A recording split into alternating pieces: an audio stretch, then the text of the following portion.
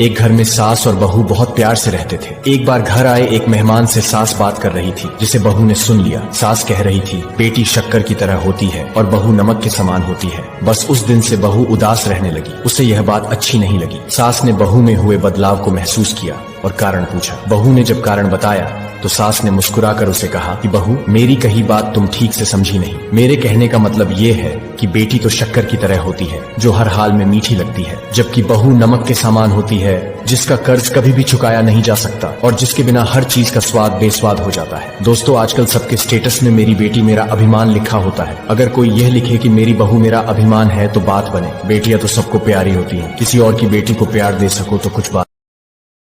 एक घर में सास और बहू बहुत प्यार से रहते थे। एक बार घर आए एक मेहमान से सास बात कर रही थी, जिसे बहू ने सुन लिया। सास कह रही थी, बेटी शक्कर की तरह होती है और बहू नमक के समान होती है। बस उस दिन से बहू उदास रहने लगी। उसे यह